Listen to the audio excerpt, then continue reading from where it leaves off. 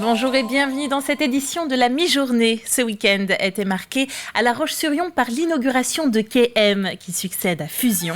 Les amateurs de musique actuelle ont désormais leur quartier général près de la gare. C'est là que 2500 visiteurs particulièrement impatients s'étaient donné rendez-vous pendant ces 3 derniers jours pour un lancement avec une série d'animations. Le reportage d'Agathe Poulet. Après 2 heures d'attente avant l'ouverture officielle, Marine Nolwenn est heureuse d'être la première à franchir les portes du KM. Franchement c'est cool parce que du coup j'ai pu découvrir l'accueil, le hall d'entrée sans grand monde, sans visiteurs, etc. Et du coup j'ai pu à peu près bien profiter. Je suis allée voir un peu ce que ça donnait à l'étage, la terrasse, etc.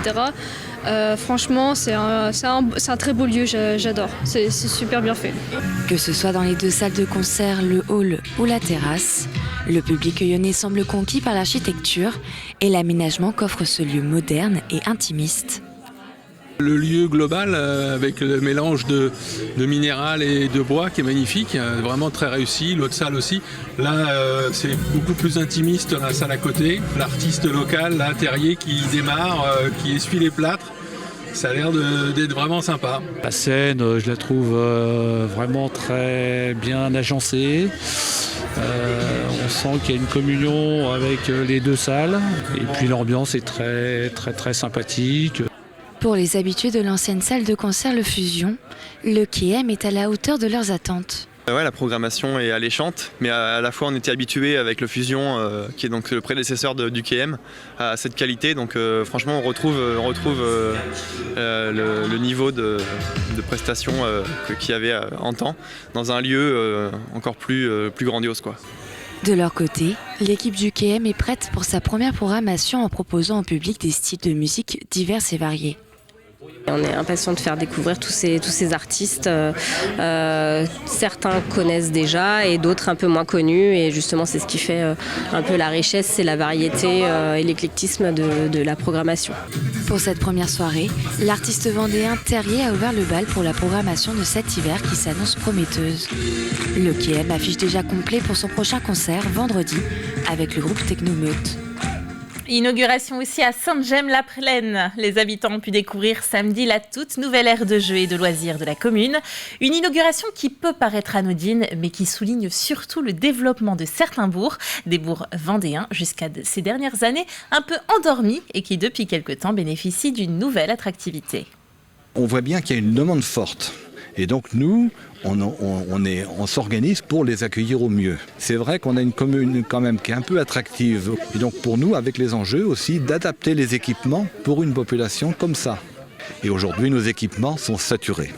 Voilà. Donc nous, c'est un défi d'adapter nos équipements pour une population mais qui a des demandes, qui a des besoins. Je vais prendre qu'un exemple d'ailleurs, qui, parmi d'autres, c'est le restaurant scolaire. Le restaurant scolaire, actuellement, cette année, on est plein et on manque de place. Vous voyez ? Donc on est obligé de tout repenser par rapport à cette évolution. Allez, une idée pour ceux qui chercheraient en cette rentrée une activité sportive pour leurs enfants ou pour eux-mêmes d'ailleurs. Le Haras de la Vendée proposait ce week-end ses cavalcades, une journée de démonstration de disciplines sportives peu connues qui gravitent autour du cheval. Colline Davy était sur place. Une journée de démonstration équestre, c'est ce que proposait ce dimanche le Haras de la Vendée.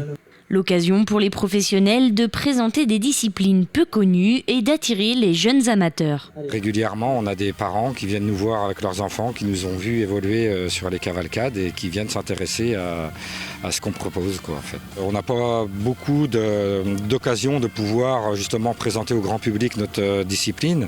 Donc les cavalcades nous permettent justement au grand public de pouvoir voir ce qu'est l'équitation au travail, la working équitation. Équitation de travail, voltige, dressage, mais aussi tir à l'arc à cheval. Le but, c'est aussi de rendre accessibles ces activités. Comme son nom l'indique, on prend un cheval, on met un archer avec un arc et des flèches.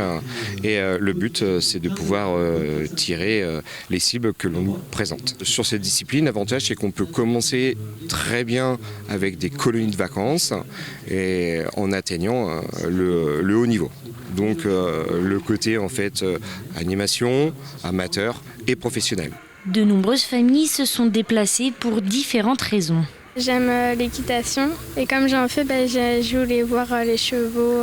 Faire découvrir les chevaux à mes enfants. Elles connaissent un peu, elles ont déjà fait de l'équitation, mais comme on vient d'arriver dans la région, je me suis dit que c'était une belle sortie pour aujourd'hui, comme il faisait beau. Pour faire découvrir le monde équestre à mes enfants, parce que mon conjoint avait l'occasion de le faire les championnats de France, et donc c'était pour qu'ils puissent découvrir tout ce qui existe autour de ce sport.